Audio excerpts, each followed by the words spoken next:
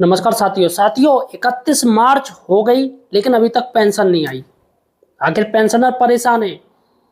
आखिर पेंशन क्यों नहीं आई और मार्च की पेंशन कब आएगी? कहीं साथियों ऐसा तो नहीं कि आपने अपना जीवित प्रमाण पत्र ऑनलाइन दर्ज नहीं करवाया? वजह हो सकती साथियों, निकल के आ रही है कहीं की वजह। दोस्तों, अगर आप एक पेंशनर हैं तो इस वीडियो को पूरा जरूर देखिएगा।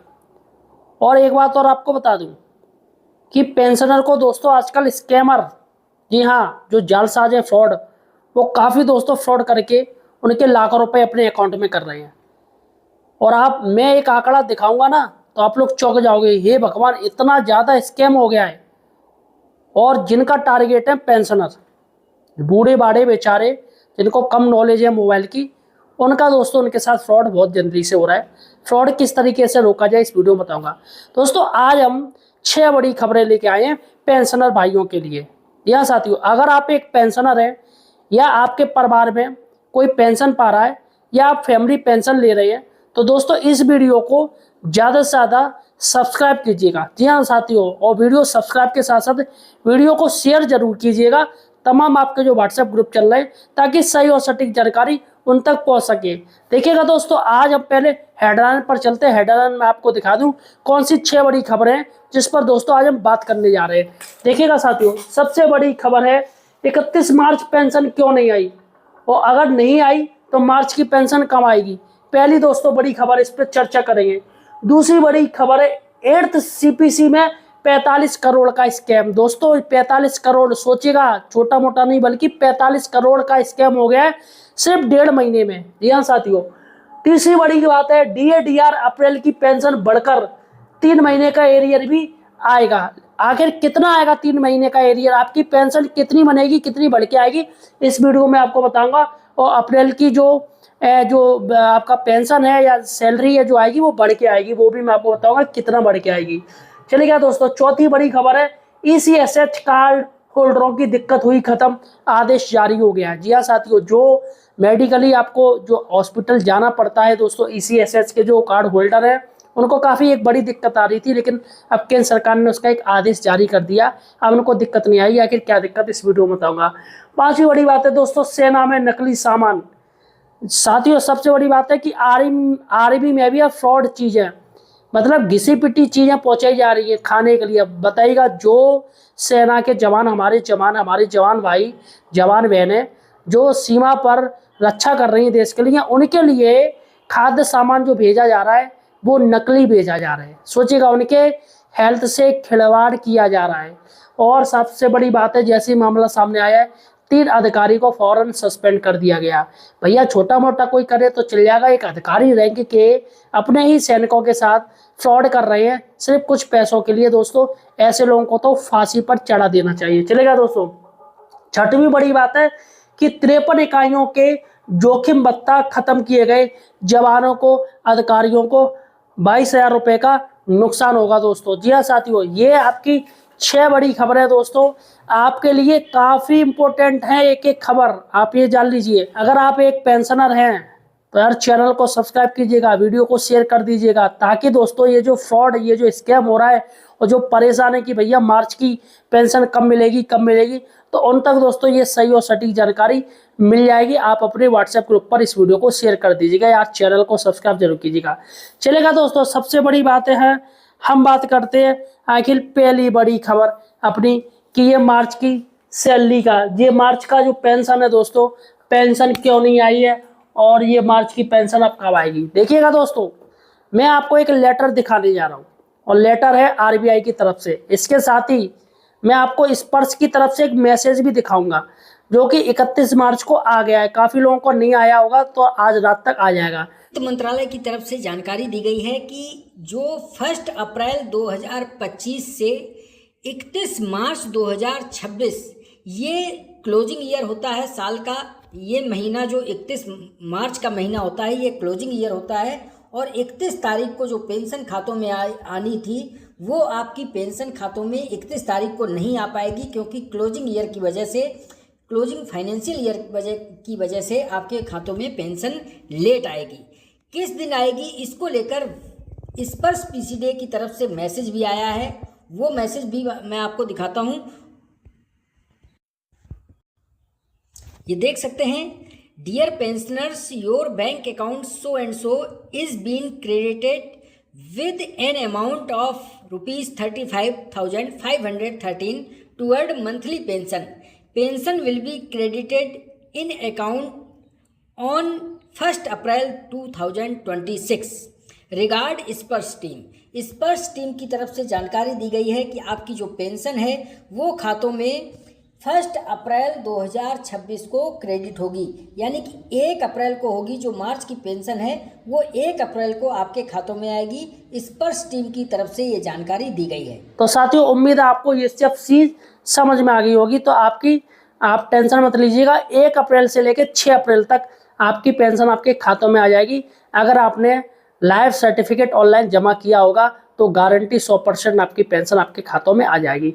चलेगा दोस्तों, दूसरी बड़ी खबर पे चलते हैं। 8th पे कमीशन में 45 करोड़ का स्कैम। आखिर ये स्कैम क्या है और हम इस स्कैम से कैसे बच सकते हैं? यह साथियों, यहाँ पर 11 तरीके मैं आपको वो बता दूंगा जिससे आप जो स्कैम है आपके साथ जो धोखा होने वाला है उससे आप बच सको। देखिएगा, ये न्यूज़ देखिएगा। साइबर लिटरेसी, 8th पे कमीशन सैलरी कैलकुलेटर स्कैम। जाने क्या है ठग, कैसे दे रहे हैं अंजाम, ये 11 तरीके आपको रखेंगे सुरक्षित। देखिए, 15 घंटे पहले का आर्टिकल है। बीते कुछ महीनों में 8th पे कमीशन आयोग से जुड़े अपडेट्स खबरों में है। वेतन आयोग भारत सरकार की एक एडमिनिस्ट्रेशन बॉडी है। यह लगभग हर 10 साल में केंद्रीय कर्मचारियों के वेतन भत्तों और पेंशन की बढ़ोतरी की सिफारिश करती है। नए अपडेट्स के कारण केंद्रीय कर्मचारी अपनी बढ़ी सैलरी के लिए उत्सुक हैं। साइबर ठग इस मौके का फायदा उठाकर ठगी कर रहे हैं। Indian cyber crime coordination centre I4C ने भी इसे लेकर अलर्ट जारी किया। देखिएगा सवाल, 8th में कमीशन सैलरी कैलकुलेटर स्कैम क्या है? सबसे पहले ये जानिए। जवाब, यह एक साइबर फ्रॉड है जिसमें ठग सरकारी कर्मचारी और पेंशनर को व्हाट्सएप पर फर्जी मैसेज भेजते हैं। इसमें सैलरी बढ़ोतरी की जानकारी देने के नाम पर एपिक फाइल डाउनलोड करने को कहा जाता है। जब यूजर इस फाइल को डाउनलोड और इंस्टॉल करते हैं तो स्कैमर उसके मोबाइल का एक्सेस ले लेते हैं और बैंक अकाउंट खाली कर देते हैं। सबसे बड़ी बात है कि व्हाट्सएप पर आई कोई भी एपिक फाइल डाउनलोड ना करें, क्योंकि इससे बैंक डिटेल्स और मोबाइल डेटा चोरी हो सकता है। सैलरी या पेंशन का अपडेट केवल ऑफिशियल वेबसाइट से चेक करें, किसी OTP को शेयर ना करें। ये राहुल मिश्रा हैं, साइबर सिक्योरिटी एडवाइजर है उत्तर प्रदेश पुलिस में। देखिएगा दोस्तों, किस तरीके से आप बच सकते हैं। यहाँ पर मैं आपको बता रहा हूँ कि ठग के निकल लोगों को निशाना बना रहे हैं और कौन सी 8 चीज़ें हैं जिससे आप सावधान हो सकते हैं। देखिएगा, सबसे बड़ा है 8वें वेतन आयोग की खबरें आती हैं जिससे दोस्तों ये स्कैम बढ़ता है। लोगों में उत्सुकता रहती है कि सैलरी कितनी बढ़ेगी, इसलिए ये स्कैम और बढ़ता है। ठग सैलरी कैलकुलेटर बेचते हैं, बस ये काम मत कीजिएगा, सैलरी कैलकुलेटर मत देखिएगा। ये असल में एक एपिक लिंक होता है, लोग जिज्ञासा में डाउनलोड कर लेते हैं। ये लिंक फ़ोन को हैक कर लेता है। ठगों को फ़ोन का एक्सेस मिल जाता है, यानी परमिशन मिल जाती है, पूरा फ़ोन आपका हैक हो जाता है और ठग पर्सनल डाटा चुरा लेते हैं और उसके साथ ही बैंक अकाउंट को खाली कर देते हैं। अब इनमें कौन कौन लोग निशाने में आ रहे हैं ये आप देखिएगा। रिटायर्ड केंद्रीय कर्मचारी, देखिएगा यहाँ साफ साफ दे रहे हैं पेंशनर। सबसे ज़्यादा जो ठग रहे हैं वो है पेंशनर हमारे। इसके बाद सरकारी क्लर्क और सहायक स्टाफ, आर्मी के वर्तमान और पूर्व कर्मचारी, रेलवे के वर्तमान और पूर्व कर्मचारी और केंद्रीय मंत्रालयों के अधिकारी तक दोस्तों ठग रहे हैं, ठगे जा रहे हैं। ये बहुत बड़ी बात है कि अधिकारी भी खुद को नहीं बचा पा रहे हैं। अब सबसे बड़ी बात है कि आखिर कौन सी सावधानियां हैं जो हमें देखना चाहिए, जानना चाहिए। देखिएगा, सबसे बड़ी बात है अनजान नंबर से कोई मैसेज आए उसको ब्लॉक मार दो, देखो ही मत वो मैसेज। अगर कोई एपीके फाइल आती है, संदिग्ध लिंक आता है तो दोस्तों उसको देखना नहीं है, बिल्कुल हटा देना है, इग्नोर करना है। गलत स्पेलिंग या कोई खराब भाषा कोई चीज़ आ रही है उसको मत देखना है। तुरंत क्लिक करने का कोई दबाव आ रहा है, कोई भैया आपको इतना बोनस मिलेगा, पैसे मिलेगा, इस पर मत जाना है। नॉन ऑफिशियल URL कोई हो उस पर नहीं जाना है। OTP पिन आपसे कोई मांग रहा है उसको नहीं देना है। और बहुत आकर्षक कोई ऑफर आ गया कि आपको ये मिल जाएगा वो मिल जाएगा, उस पर नहीं जाना है। और कोई डराने वाली बात है कि जल्दी से आप अपना खाता इस पर लिंक कर लो वरना आपका खाता बंद हो जाएगा। तो ऐसे साथियों, ये ऐसे डराने वाले मैसेज आते हैं जिससे कि मजबूरी में वो लोग क्लिक कर देते हैं और वैसे दोस्तों उनके खातों से पैसे उड़ जाते हैं। तो सबसे बड़ी बात है दोस्तों, 45 करोड़ का स्कैम हो चुका है और वो भी 1.5 महीने में। सबसे ज़्यादा 90% जो इसमें आए हैं वो आए हैं पेंशनर। यहाँ दोस्तों पेंशनर्स के साथ सबसे ज़्यादा स्कैम किया गया है। तो यहाँ पर मैं तमाम पेंशनर भाइयों से कहना चाहूँगा, इस वीडियो को शेयर कर दीजिएगा अपने साथियों को, ताकि उनके पास भी ये बात पहुँचे, पता चले उनकी जो कमाई है, उनकी जो से पूरा का पूरा पैसा इकट्ठा वो सारा का सारा लौटे जाए। चलेगा दोस्तों, अब बात करते हैं तीसरी बड़ी बात, DAR अप्रैल की पेंशन बढ़कर 3 महीने का एरियर भी आएगा। आखिर कितना आएगा दोस्तों? सबसे पहले न्यूज़ देख लेते कि यह न्यूज़ क्या है। देखिएगा, 8वें वेतन आयोग अप्रैल के वेतन में सरकारी कर्मचारियों के लिए महंगाई भत्ता, DA वृद्धि और 3 महीने का बकाया भी शामिल हो सकता है। तो यहाँ पर जो 3 महीने का आपका जो एरियर बनेगा वो अप्रैल की सैलरी में या अप्रैल की पेंशन में जुड़ के आ सकता है। देखिएगा, केंद्र सरकार के कर्मचारियों और पेंशन भोगियों का महंगाई भत्ता DA में 60 या 61% की बढ़ोतरी के साथ साथ अप्रैल के वेतन में 3 महीने का बकाया भी मिल सकता है। देखिएगा, 29 मार्च 2026 का आर्टिकल है। 8वां वेतन आयोग अप्रैल का वेतन केंद्र सरकार के कर्मचारियों और पेंशन भोगियों के लिए खास रहने की उम्मीद है, क्योंकि सरकार इस महीने महंगाई भत्ता DA पर फैसला ले सकती है। अगर मंजूरी मिल जाती है तो कर्मचारियों को 3 महीने का बकाया के साथ साथ अधिक DA भी मिल सकता है। 8वें वेतन आयोग महंगाई भत्ता DA में कितनी बढ़ोतरी की उम्मीद है? वर्तमान में महंगाई भत्ता 58% है। जनवरी से जून 2026 अवधि में इसमें 2 से 3% वृद्धि होने की संभावना है। यदि ऐसा होता है तो कर्मचारियों पेंशन भोगियों के लिए महंगाई भत्ता बढ़कर 60 या 61 हो सकता है। आमतौर पर सरकार होली के आसपास महंगाई भत्ता में संशोधन घोषणा करती है, लेकिन इस साल फैसले में देरी हुई है। 8वां वेतन आयोग महंगाई DA में बढ़ोतरी का असर अप्रैल के वेतन में क्यों पड़ सकता है? देखिएगा, पहले कोई घोषणा न होने के कारण मार्च के वेतन में संशोधित महंगाई भत्ता DA शामिल किए जाने की संभावना कम है। यदि अप्रैल में निर्णय लिया जाता है तो कर्मचारियों की बढ़ी हुई राशि सीधे उनके अप्रैल के वेतन में दिखाई देगी, जिससे उनकी मासिक आय में वृद्धि होगी। चलेगा साथियों, अब मैं आपको बता दूं जैसे कितनी आपकी पेंशन या सैलरी बढ़ के आएगी। देखिएगा दोस्तों, यहाँ पर थोड़ा ये मैं हटा रहा हूँ, ठीक है, इसको मैं साफ कर रहा हूँ। अब मैं आपको बता दे रहा हूँ। देखिएगा, किसी का बेसिक पे, ध्यान दीजिएगा, बेसिक पे किसी का बेसिक पे 18,000 रुपया है बेसिक पे, और अगर सरकार 3% DAR बढ़ाती है तो मल्टीप्लाई 3, तो 540 रुपये 540 रुपये बढ़ के आएंगे। 540 रुपये हर महीना इनमें बढ़ के आएंगे। अगर सरकार दोस्तों 18,000 ये इनका बेसिक पे और गुणा 2 करती है, 2% DA बढ़ाती है, तो यहाँ पर 360 रुपया 360 रुपये महीने जुड़ के आएंगे। अब साथियों, आपका बेसिक पे कितना है मुझे कमेंट सेक्शन में लिख दीजिएगा, मैं आपको बता दूंगा आपकी बढ़ी हुई पेंशन या वेतन या सैलरी कितनी आएगी। चलेगा दोस्तों, ये हो गई तीसरी बड़ी बात है। अब दोस्तों, चौथी बड़ी बात है, ECSH कार्ड होल्डर की दिक्कत हुई खत्म, आदेश जारी। देखिएगा दोस्तों, ECSH जो भी कार्ड होल्डर थे उनमें दोस्तों काफ़ी लोग थे वो पासवर्ड भूल गए थे। काफ़ी लोग हैं भैया वो पासवर्ड भूल जाते हैं, कुछ लोग यूजर ID भी भूल गए। अब ऐसे पासवर्ड भूल गए तो पासवर्ड रीसेट का ऑप्शन ही नहीं आ रहा था उसमें। अब यहाँ पर सरकार की तरफ से पासवर्ड रीसेट का ऑप्शन जारी कर दिया गया है, यानी कि अब आप अपना ECSH में जाके, कार्ड में जाके आप अपना पासवर्ड रीसेट कर सकते हैं, पासवर्ड दोबारा से डाल सकते, बदल सकते। ये आपके लिए फ़ायदा है। देखिएगा, एक लेटर देखिएगा, यहाँ पर साफ साफ है, 20 मार्च 2026 का लेटर है। IHQ ऑफ MOD एयरफोर्स है, नेवी है, और AECHS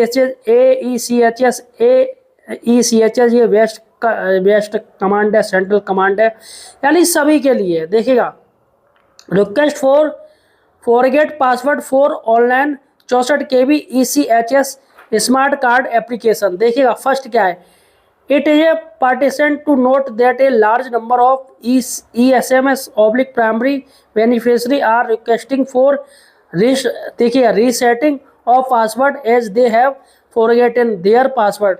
Too tired over the problem who have forgotten or lost their password. The following action is recommended. तो यहाँ पर साफ साफ दे रहे हैं जो अपने पासवर्ड भूल गए हैं या उनको ध्यान नहीं आ रहा है तो वो वापस रीसेट कर सकते हैं। देखिएगा, पहला पॉइंट क्या है, 1.1 पॉइंट है, ESMS या oblique primary beneficiary to send email from the their registered email ID with subject forget password to, ये देखिएगा, JDITECH2@ECHS.gov.in @CO ECHS और रिस्पेक्टिव ECHS रीजनल सेंटर। तो यहाँ पर ये कह रहे हैं कि आप एक मैसेज, एक मेल आईडी कीजिएगा, जीमेल पे जाइएगा, एक मेल लिखिएगा।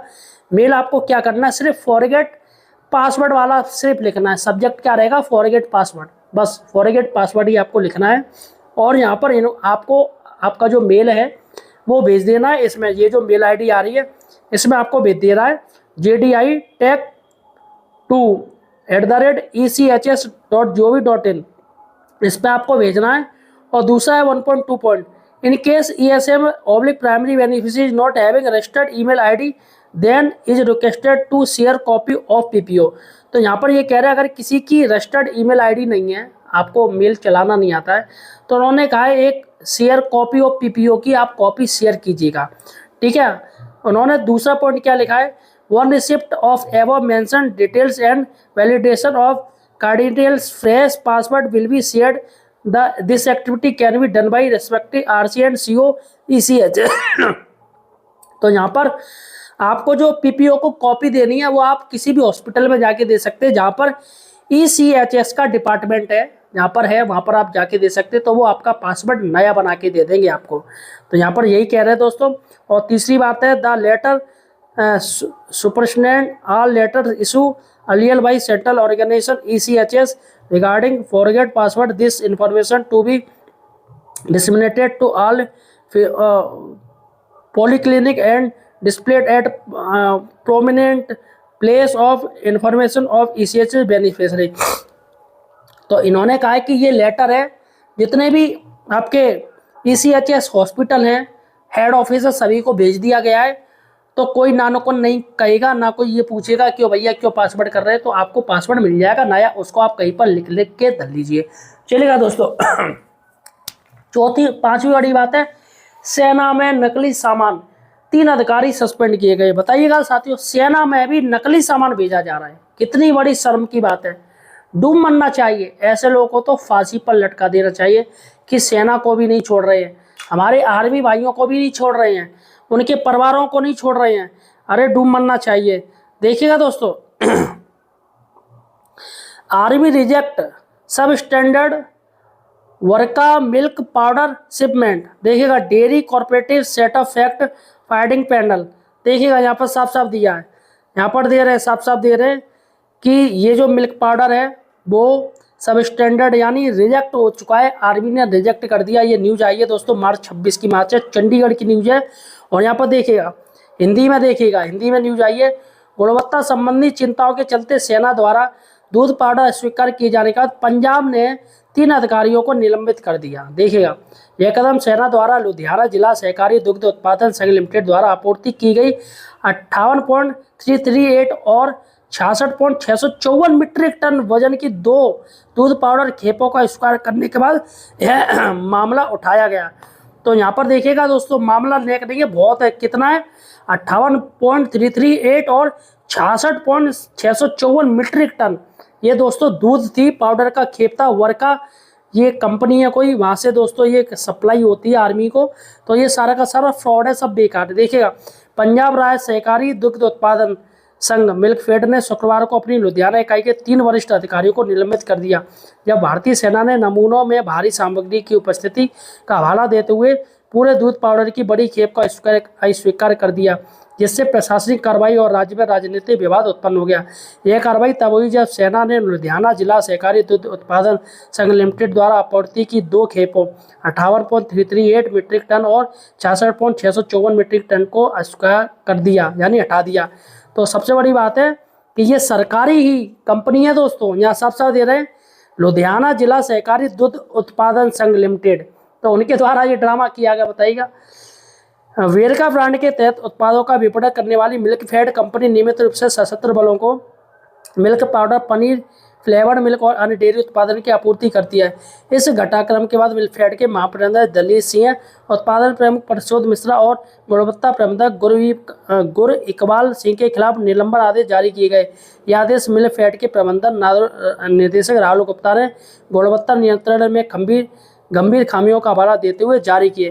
तो देखिएगा दोस्तों, कितनी बड़ी यार, मतलब क्या कहूँ कि इतनी शर्म से दोस्तों मेरा सर झुकाया जा रहा है कि मतलब ये साले हरामखोर ये आर्मी को भी नहीं छोड़ रहे हैं। सबसे बड़ी बात है, जो सेना के जवान देश की रक्षा कर रहे हैं दुश्मनों से, लेकिन उनको क्या पता असली तो दुश्मन ये साले देश के अंदर है। जो सेना की गुणवत्ता, उनके खाने पर दोस्तों ये नज़र गड़ाए पड़े हैं पैसे के चक्कर में, कुछ पैसों के लालच के चक्कर में। हमारे तुम ऐसे ही बता दो साले हो, हम ही लोग चंदा दे देंगे, जितने भी सेना के आर्मी वाले हैं तुम्हारे लिए तो 50-50 रुपए भी जोड़ेंगे ना तो अरबों रुपए हो जाएंगे। तुम साले ये काम कर रहे हो छोटे पैसों के लिए, चिन्नी चोर कहीं के, इनको तो गालियां मिलनी चाहिए। चलेगा दोस्तों। छठवीं बड़ी बात है, 53 इकाइयों के जोखिम भत्ता खत्म किए गए, जवानों को 22,000 का नुकसान। साथियों सबसे बड़ी बात है कि केंद्र सरकार ने जोखिम भत्ता खत्म कर दिया है। जी हाँ दोस्तों, और ये किया है CISF की 53 इकाइयों में जवानों व अधिकारियों का जोखिम भत्ता, कठिनाई भत्ता बंद किया गया। देखिएगा एक न्यूज़ देखिएगा, 22 से 30,000 रुपये का नुकसान होगा।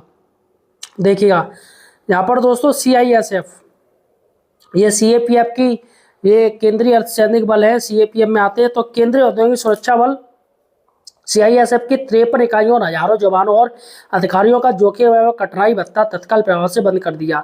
इसमें उन्हें हर माह 22 से 30,000 रुपये का नुकसान होगा। गृह मंत्रालय ने 6 मार्च को CISF मुख्यालय में कहा था कि 2019 के कार्यालय ज्ञापन OM के तहत जवानों अधिकारियों को जोखिम एवं कठिनाई भत्ता दिया जा रहा है। उसकी समीक्षा की, यह भी कहा कि उन्हें कार्मिकों को उक्त भत्ता दें जो मंत्रालय के 22 फरवरी 2019 को आदेश जारी OM के अनुसार CISF महानिदेशक को OMA के तहत भत्ता लेने वाले कार्मिकों की समीक्षा की। इसके बाद भत्ते रोकने का निर्णय लिया गया। यह भत्ता केंद्रीय सशस्त्र बलों के कार्मिकों के जोखिम भरे और कठिन क्षेत्रों में काम करने वाले को दिया जाता है। जोखिम और कठिनाई का स्तर क्षेत्रानुसार बदलता है। जिन क्षेत्रों की यूनिटों पर भत्ते रोके गए उनमें सर्वाधिक झारखंड के हैं। इनके अलावा तेलंगाना, बंगाल में कुछ यूनिटों के भत्ते रोके गए। देखिए जोखिम कम होने पर हटा दिए जाते हैं ये भत्ते उच्च जोखिम कठिनाई R1H1, उच्च जोखिम मध्यम कठिनाई R1H2 और उच्च जोखिम कम कठिनाई R1H3 अंतर्गत दिए जाते हैं। जोखिम और कठिनाई वाले क्षेत्रों में जम्मू कश्मीर नक्सल प्रभावित राज्य, उत्तर पूर्व के कई स्थान शामिल हैं। कई दूसरे इलाके भी सूची में। जब किसी क्षेत्र में जोखिम का स्तर कठिनाई कम होता है तो वहाँ पर भत्ते हटा दिए जाते हैं। तो देखिए दोस्तों, सरकार के पास इनको पैसा देने के लिए नहीं है। बताइएगा कितनी शर्म वाली बात है। खुद की पेंशन पा रहे हैं, तमाम भत्ते पा रहे हैं, खुद ने कुछ किया नहीं है, लेकिन इनके काट रहे हैं ये लोग हैं। आर्मी को काट रहे हो आप, CAPF जवानों के भत्ते काट रहे हो, क्या मतलब है? खुद का पेट भरना चाहते हैं। तो फिलहाल साथियों ये 6 बड़ी खबरें थी। आप मुझे दोस्तों किस राज्य से देख रहे हैं ये मुझे कमेंट सेक्शन में बताइएगा। और जैसा कि मैंने आपको बताया आपका बेसिक पे कितना है ये मुझे कमेंट सेक्शन जो बताएगा, जिससे मैं कैलकुलेशन करके बताऊंगा आपको कितनी पेंशन मिलेगी।